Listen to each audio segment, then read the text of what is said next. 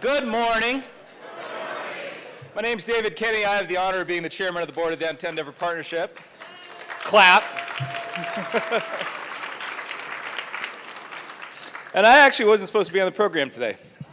So thank you, Tammy, for allowing me to come up here. And I just wanted to say congratulations to our class. You guys did a great job. You had great energy. You have great insights. We're very excited to see your presentation today. And I just want to say congratulations. Also thank our members, many of whom are here in the room, for your engagement and participation in this very important program. And I'm just very proud of what this organization does, very proud of what this class has accomplished, and I wanted to say thank you. And with that, I'll introduce our president and CEO, Tammy Dorr.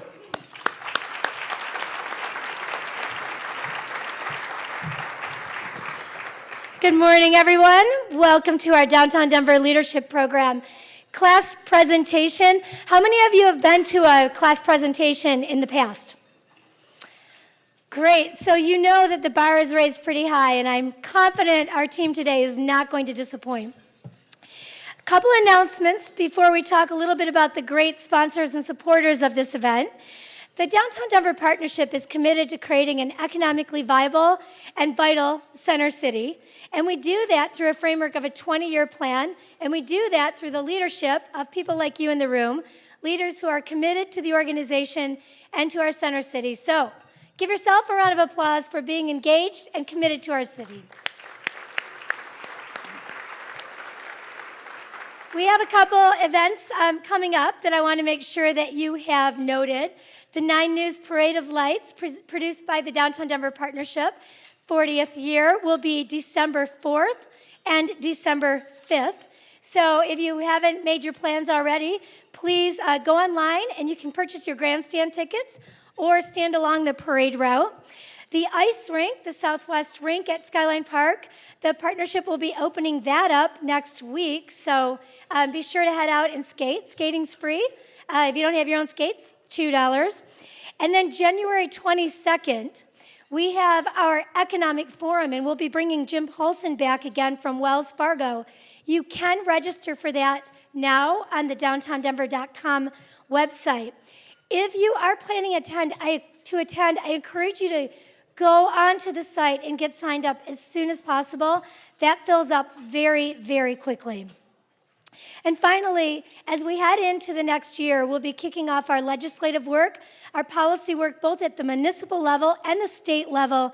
And on the docket this year, you're going to see a significant amount of time spent around housing, in particular, construction defects. So if you are interested in that particular policy issue, to ensure we're able to build more for-sale condos and units in the center city, please connect with Brittany Morris-Saunders.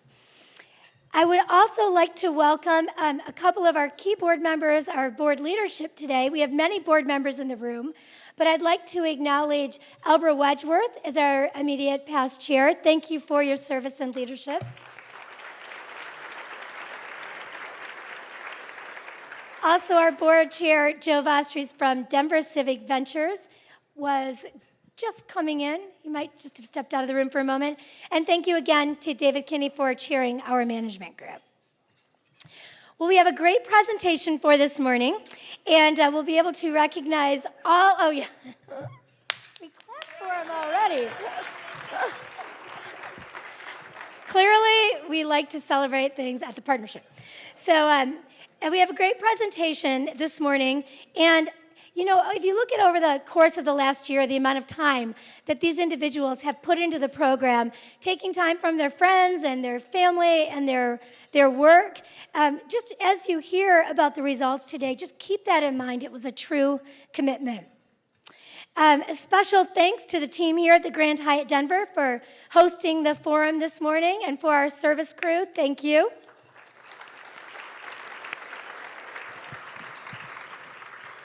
And this may be one of the most important parts. I want to take a moment to really acknowledge our sponsors. Many organizations in this room commit to civic groups, and they commit their time and their resources. And we all know that we couldn't do things like this if we didn't have companies committed to the betterment of our city. So a special thank you to Mark Spritzer and CoBiz Financial for both their platinum sponsorship of the organization, but their title sponsorship of the leadership program for this year as well. To Cedric Buchanan and BBVA Compass Bank for their presenting sponsorship of the Downtown Denver Leadership Program. And you'll be hearing from Mark in just a few moments.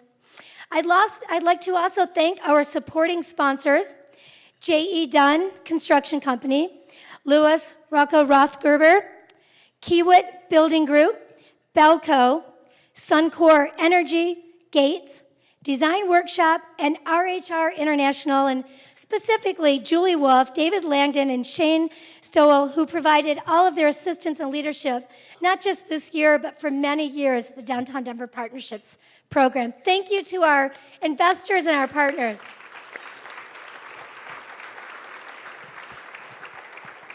And now it is my pleasure to welcome to the stage Mark Spritzer, who is one of our DDI board members, also the chair of our Member Experience Committee, and as I mentioned earlier, great partner investor. And Steve Kadich, the chairman of the Downtown Denver Leadership Program, and they will share with you a very special feature of our program, the John Parr Leadership Award. Mark and Steve, welcome.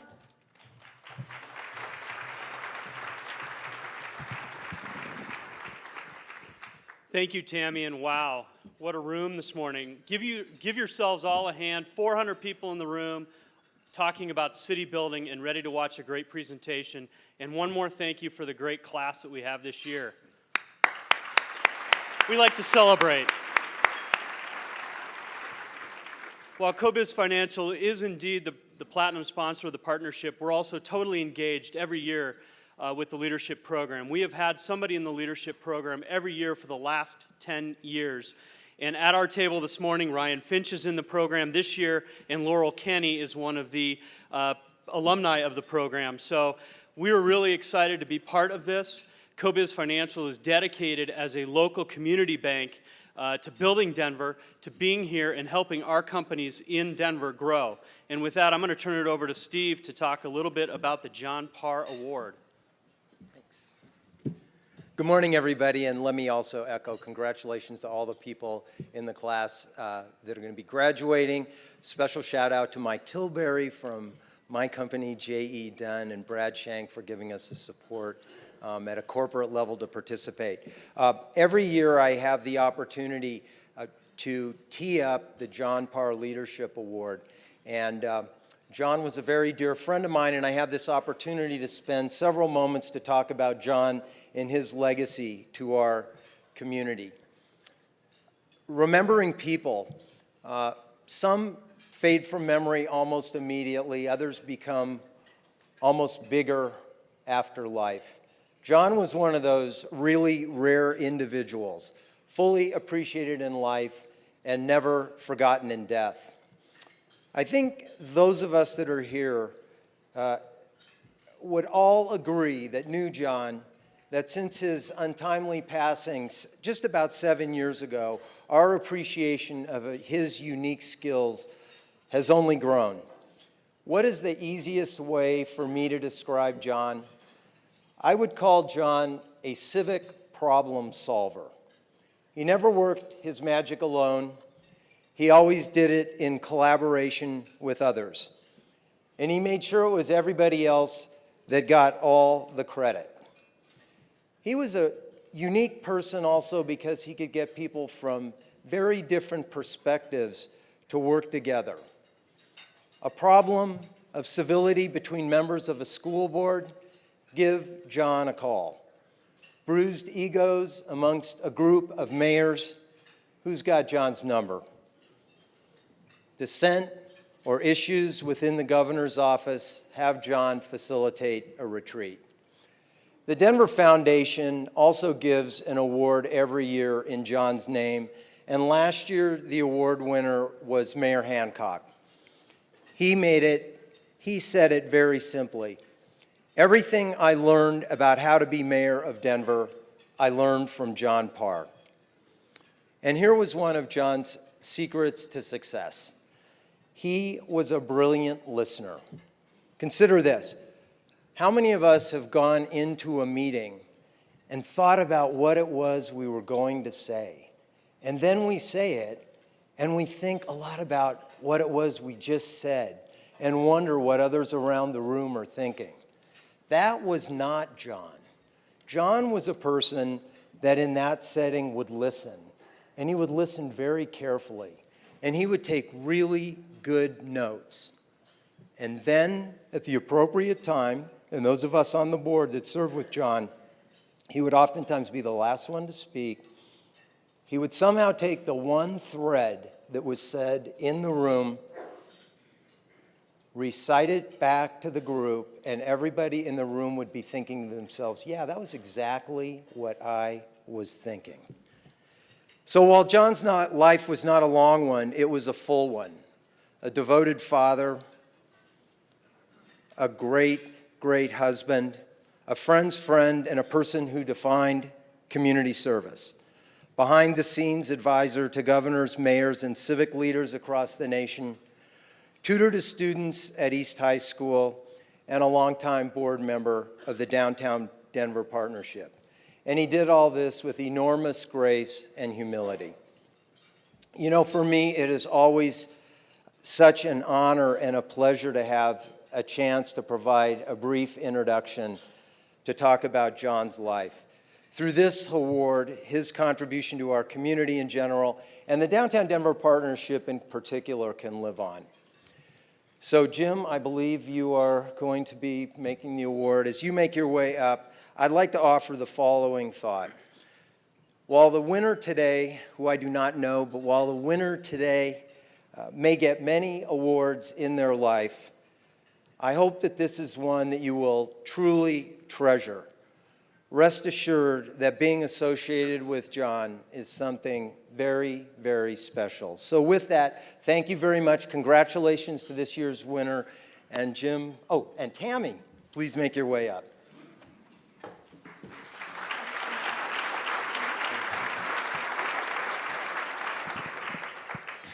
Thank you, Steve and Mark.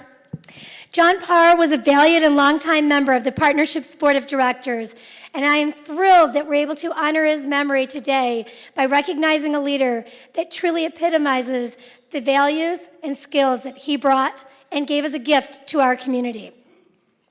To announce the recipient of the Leadership Award, I'm going to welcome Jim Kirsheimer to the stage, but before he comes up, I just want to take a moment and thank you for your leadership of the Downtown Denver Partnership's leadership program as you've built it out to this truly great legacy of leadership in our community. Jim?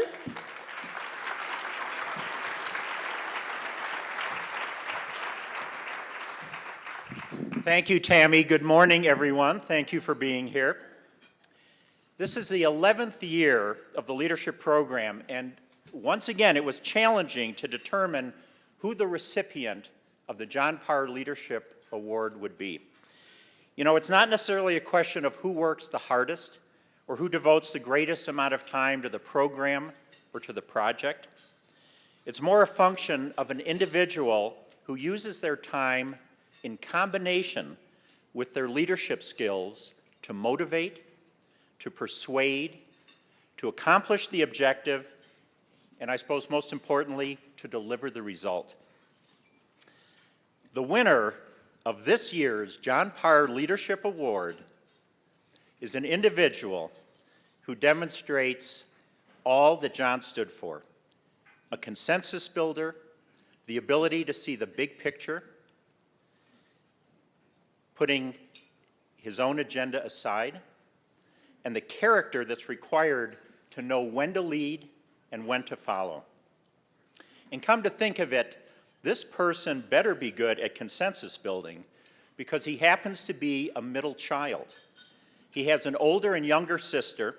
He is outnumbered by women at work. And now, with a new baby daughter, he's outnumbered by women at home, too. Ladies and gentlemen, please join me in congratulating the winner of the 2014 John Parr Leadership Award, Mr. Eric Lazzari.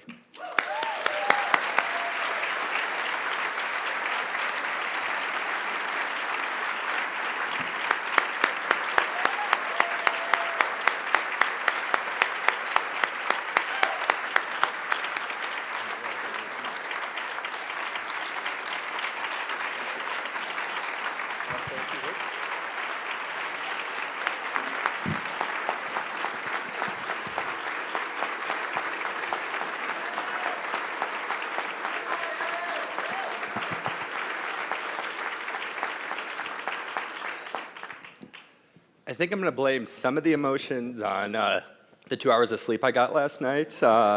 Little Miss Molly, who's 6 days old, decided to keep us up a little bit.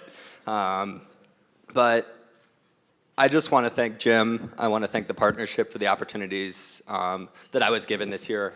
Thank Lindy, who gave me the time and the motivation to be here. And listening to what Steve said about John Parr, really hit heart. Really takes to heart, and really, it's everything that I have strived to be when somebody talks about being a leader. And it was really great to be part of this class this year.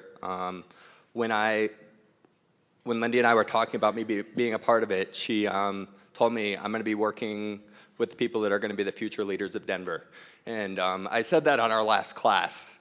And somebody stepped up, and I think it may have been Jim that said, we actually are the current leaders of Denver as well. And what we did as a class is always going to stick with me, and hopefully, we've started transforming, what this program is about, but also what our public spaces can be about as well. And so thanks again for this great honor, and I will do my best to uphold this legacy.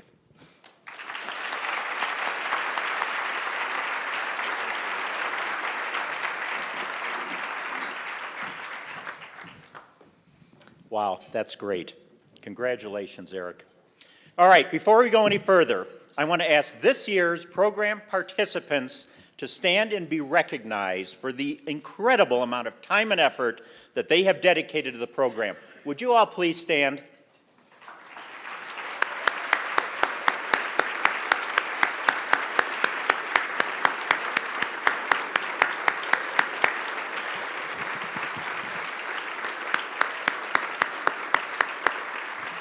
Congratulations. That's the benefit of having a big class, right? Is that we can fill the room. Half the room is filled with the program participants. I also want to ask Eric to remain standing so we can acknowledge him as trustee of the class of 2014.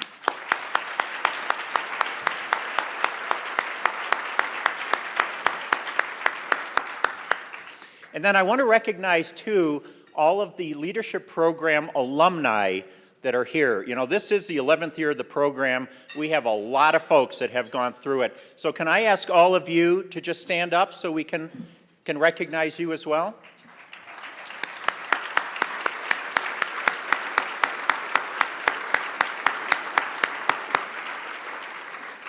Great, congratulations. Now, just a few words about the Downtown Denver Leadership Program itself.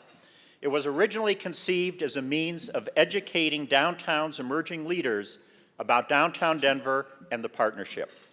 Nominations to participate in the program are solicited from the partnership's boards of directors, committees and councils, and membership at large, with 80 to 90 individuals selected to participate in each class.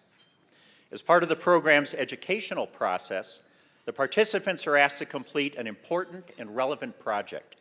This year's being Tactical Urbanism, Transforming Spaces into Places. And speaking of projects, next year's promises to be a very interesting and relevant one as well. The title of it is Creating a 24/7 City, Growing Downtown Denver's Residential Population. The application form for the 2015 Leadership Program is on your seat. Now, let's get started with this morning's presentation. Your presenters are Peter Marion with Jones Lang LaSalle, Jessica Kosaris with Alderman Bernstein, Andrea Pollock, GBSM, Michael Sapp, City and County of Denver, the Mayor's Office, Dominic Wildminster, RNL, and Martha Weidman, 9 Dot Arts. Ladies and gentlemen, it's showtime.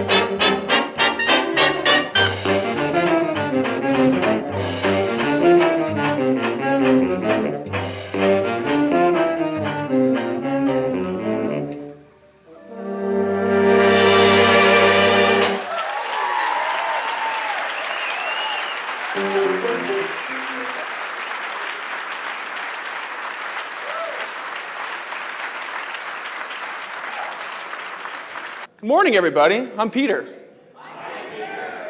Hello. Hopefully you all enjoyed that small example of bringing life to sometimes your otherwise typical boring breakfast presentation. Today we're really bringing to the audience some small examples of our class project. You saw the lawn games out in the lobby area, the live performance just on stage, as well as an audience-inspired dance installation. Now, before I get into the depth of our presentation, I would like to give a quick shout out to Jim Kirsheimer and Bonnie Gross. Bonnie, I don't know where you're sitting, but they have did a lot of tireless work in dealing with our class, so thank you both.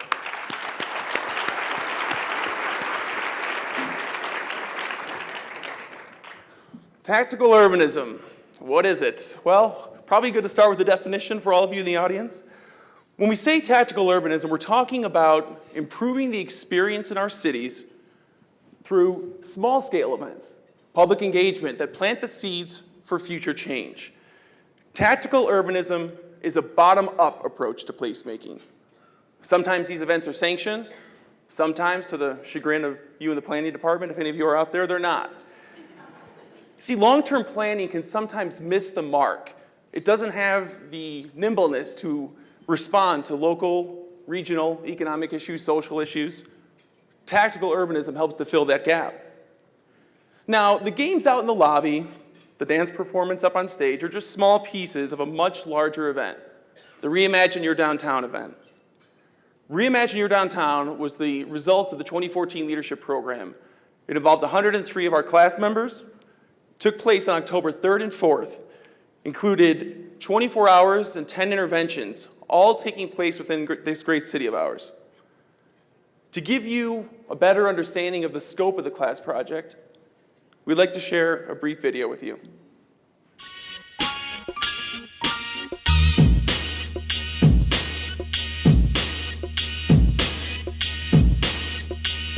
Looks like everybody's having a lot of fun. I was walking up, everybody's blowing bubbles and laughing.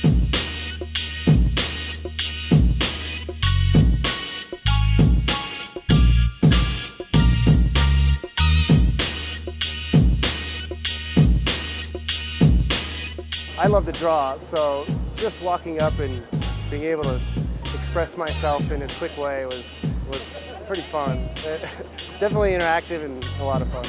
There's not a lot of games and stuff to play in parks, which is very inviting. It makes you want to come out even more, you know?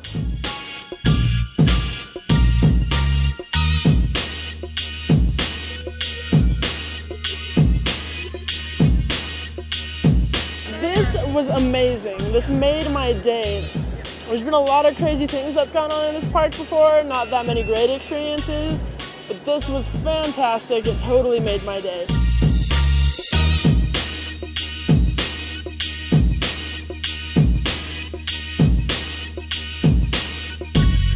Seeing people who might not have expected what was going on, it was kind of nice to see their reactions, and you know, I think most of them enjoyed it, hopefully. But it was nice to see people experience something that they probably didn't expect.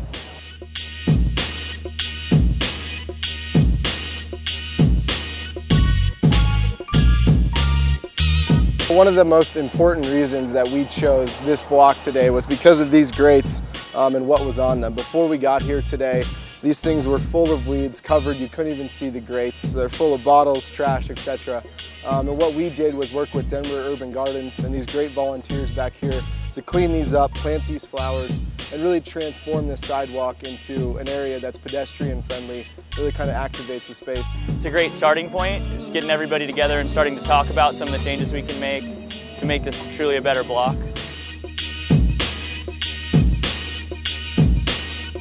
It's nice to see everybody take interest in where they live and take care of it. There are a lot of spaces in Denver, especially downtown, where they're not utilized to their full potential, and so it's good being able to see that, as well as bringing people in here to actually claim different spaces for their own stuff.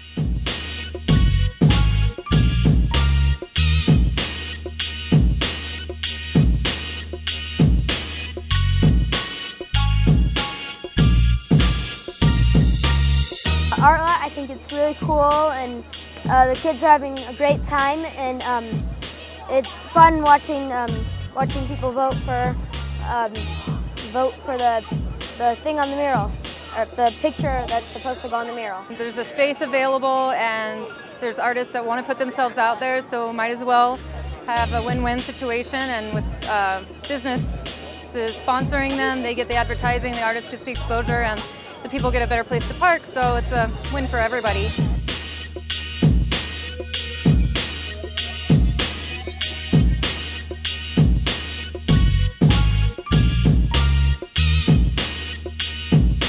It's user-friendly, and a lot of these bike racks over here were actually really full with bikes when we came.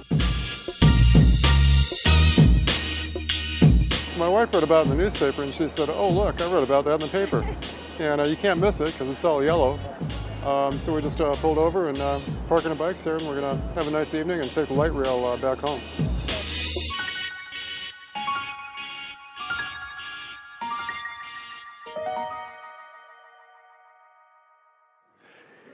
You know, tactical urbanism helps inspire community attachment. It matters because it provides an opportunity for the community attachment with opportunities for socialization, aesthetic improvements, and positive economic impacts. Now, when I use the phrase community attachment, we're really talking about the individual's emotional connection to a place. Quite simply, when people love where they live, they want to share that. They invite others to do the same. It leads to a ripple effect. The community will see lasting improvements as a result. You're going to hear more about this later on in the presentation, but the Knight Foundation and the Gallup organization release a report every year. It's called The Soul of the Community. And what's interesting about this report is it shows that in those communities that have higher levels of attachment with their citizens, there is a corresponding increase in its GDP. Now, there are two case studies I want to use to demonstrate this economic impact. The first takes place in Middlesboro, Kentucky, about a year ago.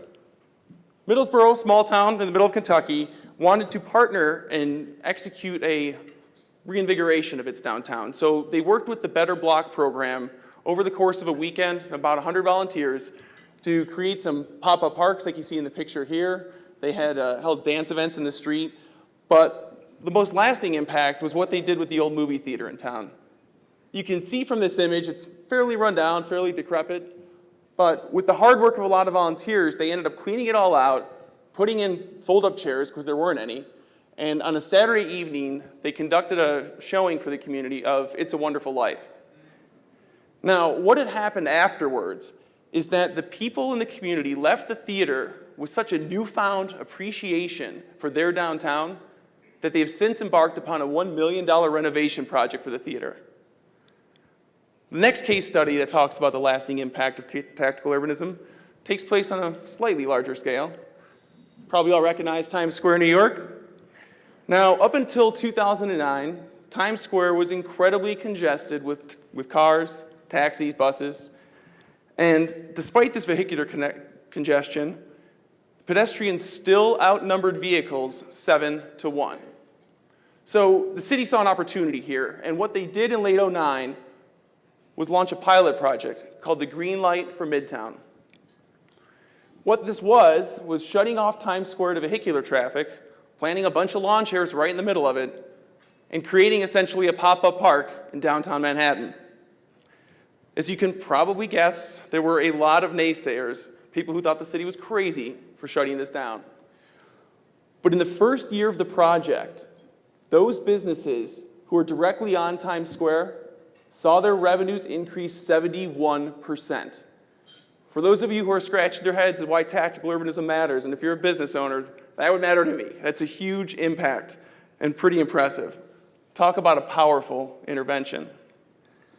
Now, wanting to explore different opportunities within Denver, the 2014 Leadership Program class adopted a mission statement to guide us through our tactical urbanism projects.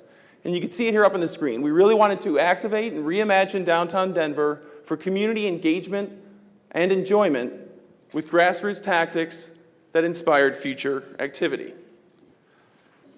We really looked at three primary issues in doing so. The first, how can we activate underutilized areas? Think surface parking lots, unutilized portions of the Cherry Creek Trail. The second, how can we foster the dialogue for key issues in our city? Increasing awareness of the homelessness problem, for example. And lastly, how can we inspire future activity? It wasn't enough for us to just think about hosting events on a single weekend, but rather think about what we can do to make that lasting impact in downtown Denver. We might not have Times Square, but we do have areas that can be improved. So as you saw in the trailer, the outcome of our project was Reimagine Your Downtown. It involved 10 interventions taking place over a 24-hour period on October 3rd and 4th of this year. The first, reimagine parking. Concrete jungle was the next. Urban backyard. Parktivation. Play Denver. Reimagine your commute, art in motion. Reimagine less homelessness. Arapahoe United. Chalk the Creek Front. And the Art Lot. Now those were the 10 interventions, but there were 11 groups, and I cannot discount the importance of this one, the permitting group. There were a few roadblocks along the way, and these are the ones who really helped it all happen. So more detail on each group, by the way, is included on a toolkit. You're going to hear more about the toolkit later, but there's a copy on each table. We're also going to push it out electronically after the presentation, but you can do a deeper dive with each of the groups within that. Now, there are three thematic keys that come up again and again with any tactical urbanism intervention. They are collaboration, context, and flexibility. By collaboration, we're talking about the involvement of both the team members, but also the stakeholders. We're talking about community engagement and communications. With context, we're talking about not only locational and environmental attributes, but also the connection to the place and the connection to the people inhabiting that place. And lastly, with flexibility, you've got to give yourself ample time to prepare, have contingency plans, and of course, roll with the punches once unexpected things happen, which they are sure to. You'll hear more about that as well. Now, we've got some good examples of these themes in a video. So to better illustrate how they matter to tactical urbanism, let's take a look at this video.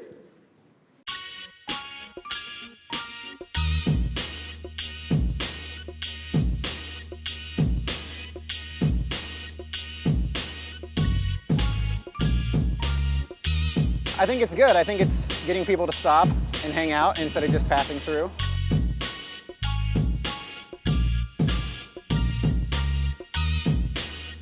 I know there's a lot of work that needs to be done in the Arapahoe Square community, but it's just a great starting point. Just getting everybody together and starting to talk about some of the changes we can make to make this truly a better block. And that's a big step, just getting some of the problems off your chest and out on the table. I mean, on a smaller scale, just a lot more stuff like this. I'd say consistency would be most important. I don't think there's like a one thing that's really going to be a great decider. It's just a community effort, and more importantly, community effort all year, not just one day or one scheduled weekend. So hopefully we can keep it going.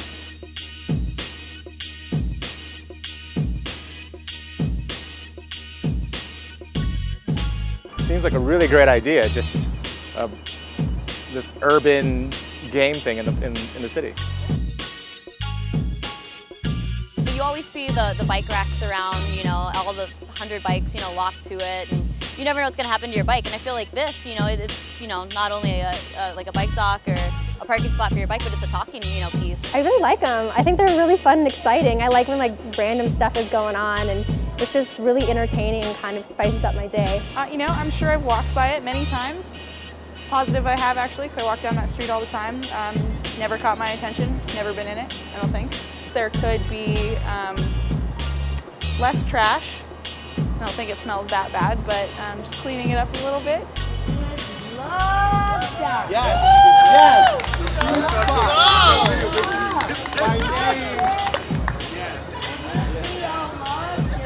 Sometimes people steal the balls though, so.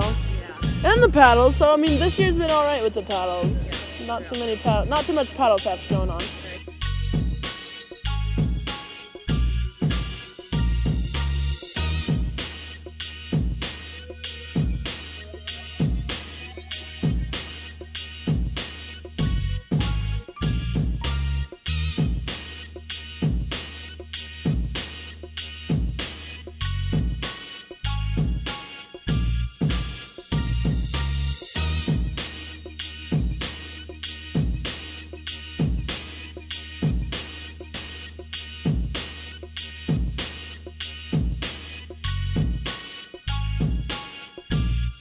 See, they're having a blast, so it's great. And there's a lot of families on here now, a lot of people, a lot of events going on, so I think it's pretty good right now.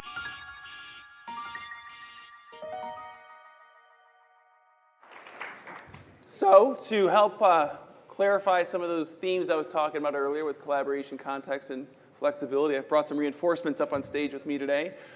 Classmates of mine, Michael Sapp, Jessica Casares, Andrea Pollock, and Dominic Wildminster. Michael represented the Arapahoe United group, and Arapahoe United was really focused on partnering with community stakeholders to develop creative programs and foster community engagement. They took over a block at 21st and Curtis, taking over some of the planters there, putting in new flowers, other new landscaping, as well as doing yoga on the sidewalk and singing and dancing with the Denver Rescue Band.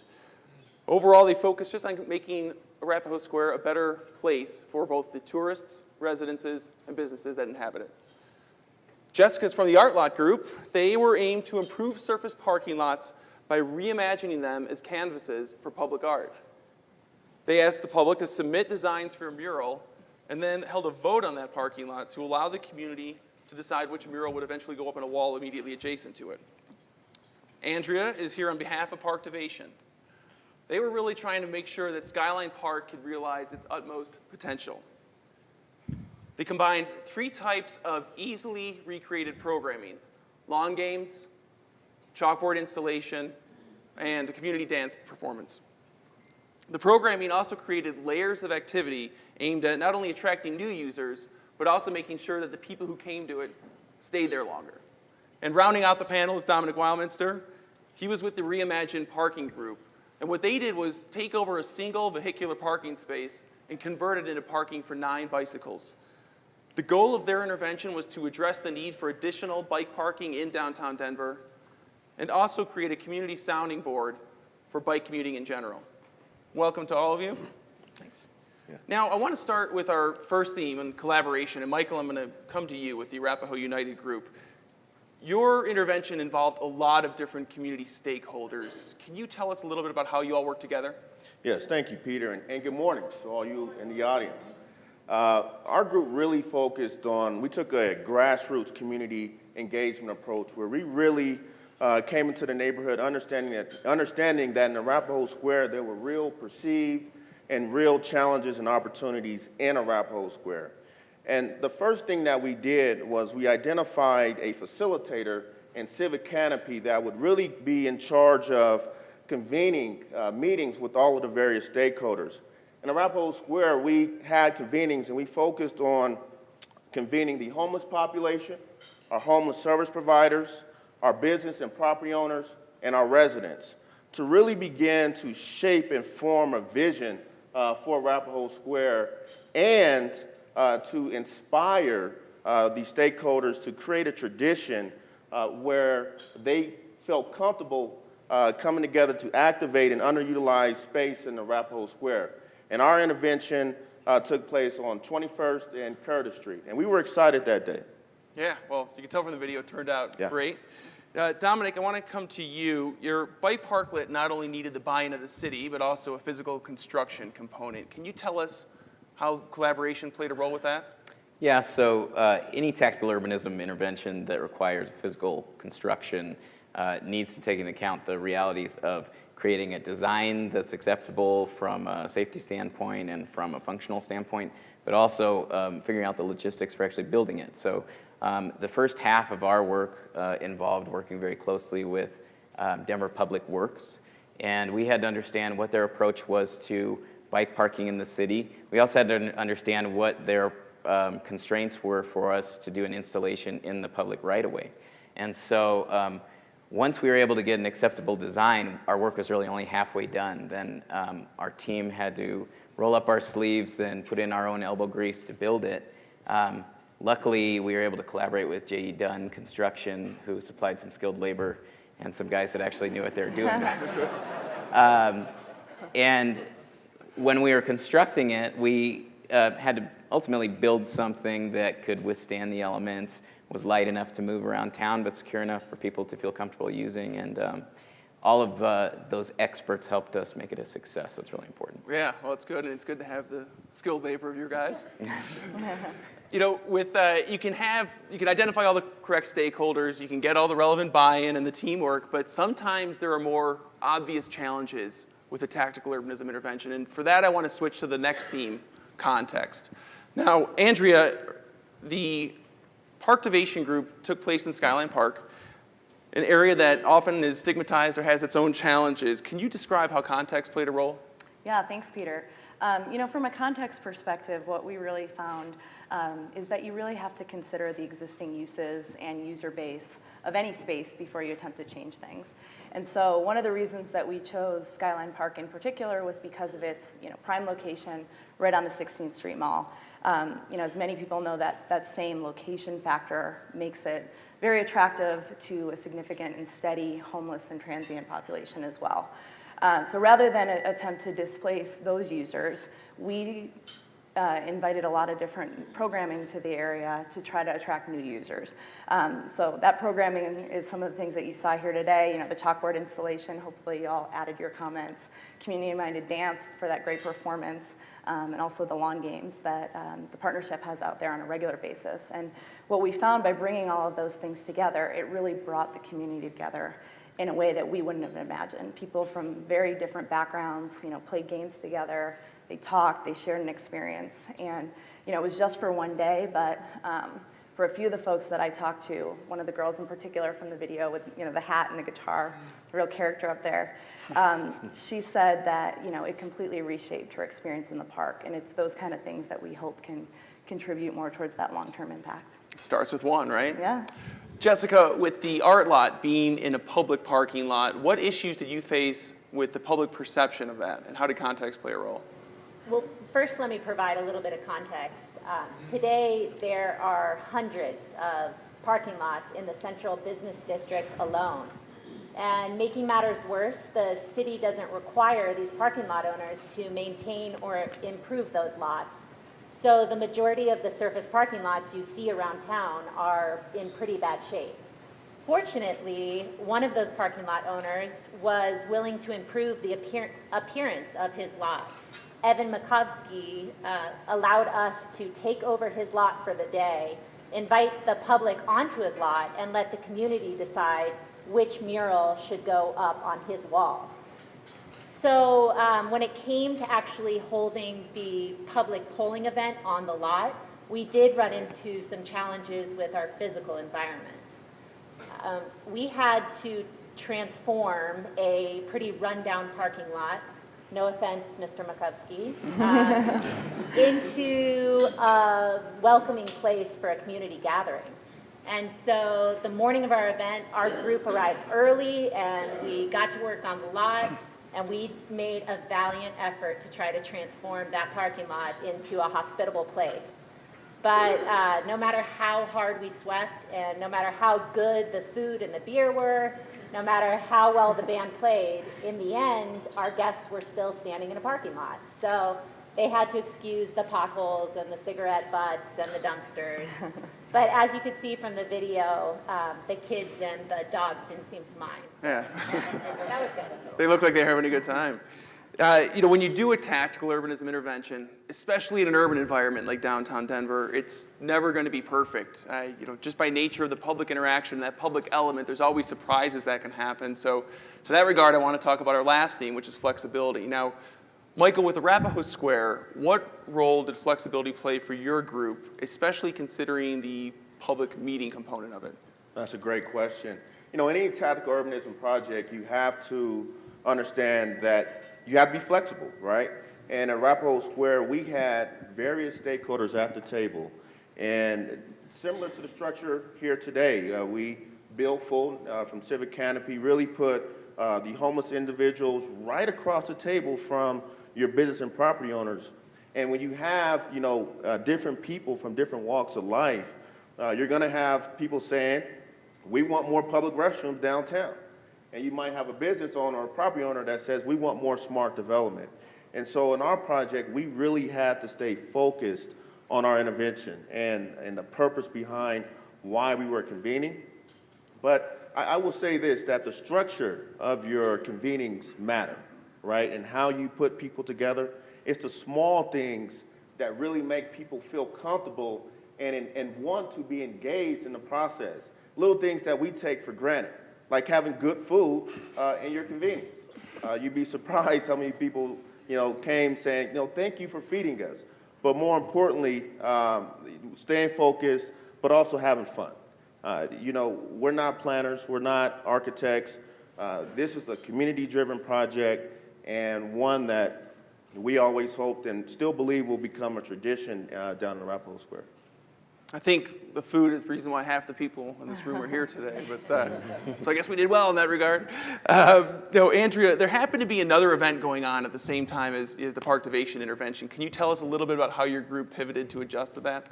Yeah, sure. Anytime you go live like we did, there's always going to be that element of unpredictability that you have to respond to.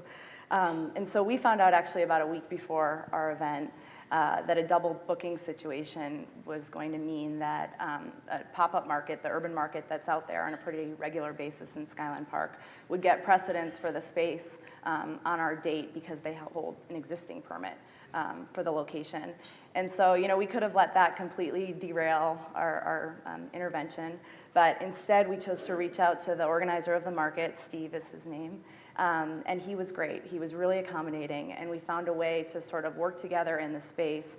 And it meant that, on the actual day, we had to adjust our layout and try to kind of find other creative ways to draw people in. You saw that kind of windy chalk art video. That was our attempt to kind of get people through the market and kind of layer the activities from there.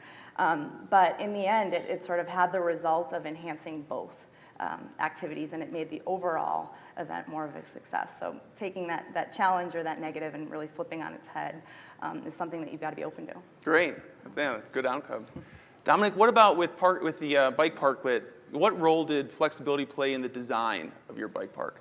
So we had to be most flexible during the design phase working with Denver Public Works. And it's important to remember, I think, as Michael said, because you're dealing with people that have different perspectives, the tactical urbanism intervention is always something that should be approached as an experiment and as an exploration. And so when we worked with Denver Public Works, we had to listen a lot and understand what their restrictions were for us doing something in the right-of-way. We had to think about safety. We had to think about how bike circulation in and out of the parklet worked. We had to think about how visible it was for drivers. And on Denver Public Works' side, it was an exploration on their part because we had to enter into a dialogue explaining what our objectives were, and they had to piece together kind of what their regulations were that applied to our relatively unique request. And ultimately, it caused us to really have to think on our feet and go through a really iterative process, but being open-minded through all that ended up with a end product that was really successful. Yeah, which you can see from the video that it was. You know, this has been very insightful. Hopefully you and the audience can get a better sense of why those three themes with collaboration, context, and flexibility are so important to a tactical urbanism event. The Reimagine Your Downtown event was a lot of fun. I don't think the five of us are alone in that regard of really, having an enjoyment from it. So what I'd like to do is May I add something? Yeah, about sure. Flexibility, sorry. Our group had to deal with flexibility as well, and so I thought there was something that I'd like to share. Yeah, of course. With the group. So as you mentioned before, our group, to start off, our mural is very centrally located and very visible. And so we thought it was important to get the community to decide what went up on the wall. But when you invite public input, you never know what you're going to get. And so we had to be flexible with that process. And as it turns out, the public chose a controversial image. They chose an image which you might have seen in the video of a little Caucasian girl wearing a feather headdress and face paint. And because of the references to the Native American culture, we ran the winning image by the Colorado Commission of Indian Affairs and the Denver American Indian Commission. And those commissions respectfully asked us not to put up the image that the public had chosen because that image perpetuated an archaic stereotype of Native Americans and it disrespected the sanctity of the headdress and war paint. So thankfully, our artist, Naomi Haverland, was flexible and she worked with the commissions to come up with what's now the ultimate mural design, which we believe possesses all the same qualities of the public choice, but is also respectful to Native Americans. So by including the public polling in our project, it definitely created some need for flexibility and delays. In fact, we just finished installing our mural 2 days ago, probably about a month after we had planned. But the public polling, it sparked a broader conversation about cultural awareness. So in the end, our group thought it was worth it. Yeah, that's good. And we're actually going to show a picture of the mural, but it's really cool. So everybody here should go check it out when they get the instance. Well, I'm going to do a pop quiz for the four of you before I dismiss you. Again, I was saying that there was just a lot of fun. I think all of our different groups had, both the ones that are represented up here and just the ones in the general group. So, Michael, if I could start with you, and I'll just work your way towards me. What was the most memorable instance of your respective interventions? Something that really stuck out for me actually didn't even occur on October 4th when we had our intervention. You saw on the screens my good friend Peter Wall from Arapahoe United talk about how we were replacing a lot of the weeds on the grates on the public right-of-way of 21st Street and replacing them with beautiful flowers. What you didn't see was 2 weeks after our intervention, the homeless folks that reside at the Colorado Coalition for the Homeless actually going back to that site and maintaining the flower beds. And so we had reports come back that these same individuals were out there watering the plants. And I think that was a perfect example of a community having a sense of attachment to their neighborhood. And I was really inspired, quite frankly, because it showed the real, true, genuine love for their neighborhood. And that's what stuck out for me. Yeah, no, that's great. Jessica, what about you? So at our last leadership session, one of our classmates, David Stern, told a story. While he was on our lot, he noticed a young man who came onto the lot with what appeared to be all of his belongings on his back. And at first he was reluctant to join our event, but we reassured him that it was a free event and that we wanted everyone's input on the mural.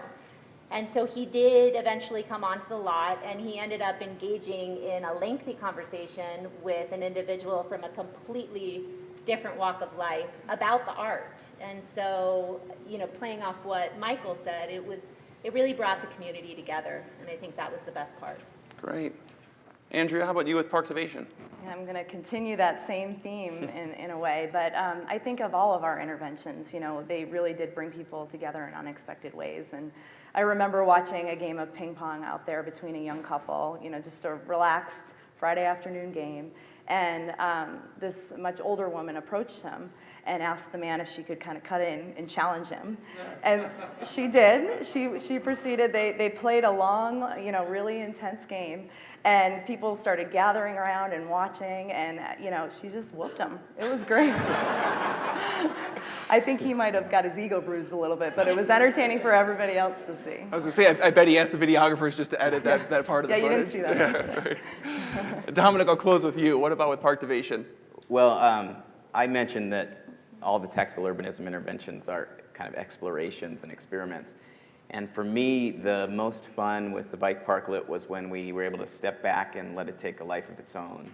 And the first time that happened was kind of an accident. We had originally installed it the first day, and as a team we had scheduled times to go kind of supervise. And in the afternoon we had about 4 hours where we had a mix-up and no one was able to supervise. So I was the next person up for the first evening shift, and I was pleasantly surprised to come down to the site and find bikes parked in the racks and the chalkboard filled with comments.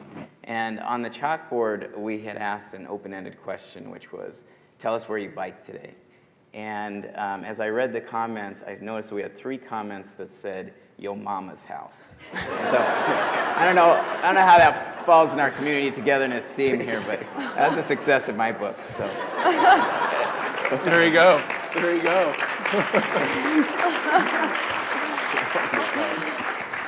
Well, this has been great. I'd like to thank my panelists, Michael Sapp, Jessica Casares, Andrea Pollock, Dominic Wildminster. Thank you. Really good stories.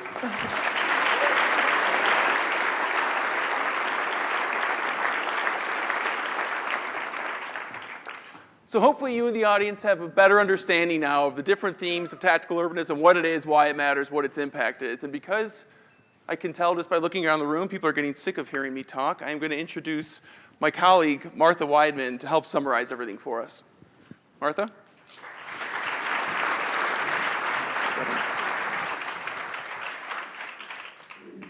Hi, I'm Martha. That never gets old. Thanks again to Peter and the panelists for their insight. As the panel demonstrated, this year's class was totally different in their approach. Rather than write a report, we got out on the street, and in doing so, we got to experience the soul of our community from the ground up. Many of the projects that you heard from were so well received that they will be carried on. As an example, the Art Lot mural will be displayed at 15th in California indefinitely, and the permitting group will be working together with the Office of Special Events and Community Planning and Development to make projects like these more accessible and attainable for our citizens with ideas. In conclusion today, we want to leave you with an understanding of why cultural projects like this one are important, tools for how you can get involved, and a final example of how easy this process can be with just a little love and passion for your city. Peter mentioned earlier the Knight Foundation Soul of the Community report. This surveyed 43,000 individuals to find out what drives people to feel connected to their city. And what they found was that people consistently gave high ratings for elements that relate directly to their daily quality of life. Opportunities for socializing, a community's openness to all people, and an area's physical beauty ranked higher than others you might expect. Things like education, economy, and civic involvement.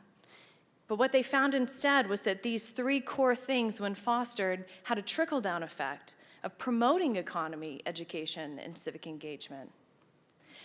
Places with the highest level of emotional engagement, think things like passion and loyalty, also have the highest levels of GDP growth. Loyalty and passion to a place relate directly to the local economy. And people who are in love with their cities feel truly connected. And every place has people that love it. Peter Kageyama gave a speech called For the Love of Cities, in which he references an unusual event. On a Saturday in 2011, 1,600 people gathered in downtown Durham in wedding attire, and the Reverend Preacher Man Kenny waits at the end of a long aisle as the mayor of Durham strides down the aisle and gives his city away to the people of Durham. The Reverend pronounces them all citizen and city, in what some have called the largest civil union in history. We hope you feel inspired today about the potential of our community. And as a class, we want to share some tips from our experiences and tools for you to take action. We are providing you with a toolkit that includes a summary of what we did, how you can get started on your own, and a special section addressing permitting recommendations. One copy of the toolkit is on your table, and the document is available online at reimagineyourdowntown.com. When starting a new project, your natural questions might be, how do I get something like this going, and how much does it cost? Well, for our Parktivation group at Skyline Park, it started with an idea, and it took 10 people, $70, and 3 months of coordination. As we saw in Peter's earlier examples and in our class's creations, these citizen-led projects are catalysts for longer-term success. And usually, these projects are something where the cost is incidental, but the way they make us feel about our place is hugely exponential to that cost. The toolkit is meant to be a catalyst for your ideas. It's a starting point. And there are many people and places all over this city that are pouring their souls into the community every day. And it's important that we partner with and encourage those individuals. Peter Kageyama also argues that 1% of our people are making the content that we consume. And if we just added 10% more people that love and develop our cities, that these individuals could close the gap between the cities that we desire and the cities that we can afford. Not everyone in this room will pursue a project, but if 1% of you decided to and the rest of you support them, then we as a class have succeeded. When we love something, we do extraordinary things for it. People, not policies or institutions, are the ones who make lovable communities.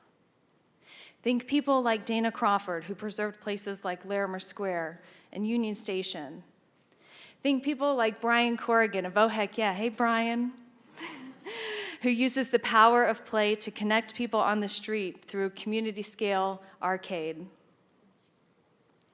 And think people like Jovan Mays of Slam Nuba, who serves up poetry and pancakes every other Saturday in 5 Points. These are the people that make our community breathe. And the projects of people like these and the many more need to be encouraged for their work.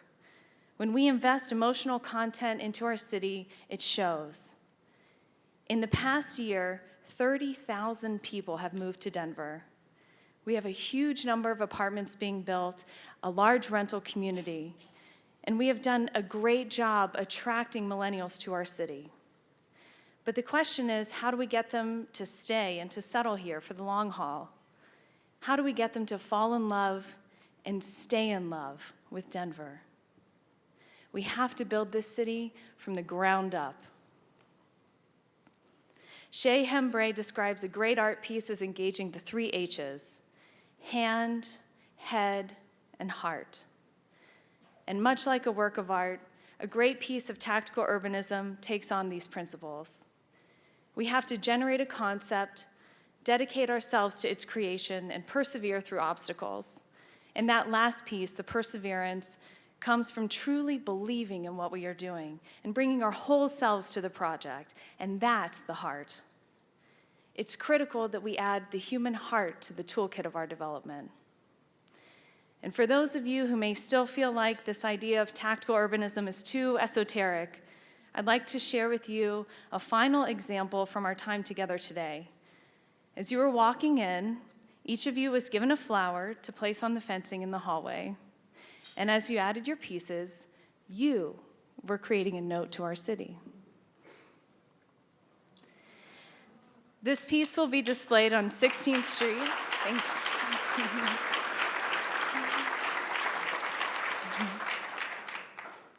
This piece is going to be displayed on 16th Street between Curtis and Champa at the Garden Block as a testament to our work, and as a reminder that to make a difference, all you need is some inspiration and a little love. I'll leave you with an excerpt from a poem about Denver by Colorado poet Ken Arkind. This city is an elevated stage. The world is watching. So sing for them or just yourself. When the air is thin, it makes your heart bigger. We know how to dream here. Our bodies have learned to pull what they can from the atmosphere. That's why we're a little crazy here. We play a little harder here. This home, this town, this Speaker Stone city, this Cowtown High Noon Symphony, waiting for the rest of the world to catch up. Thank you.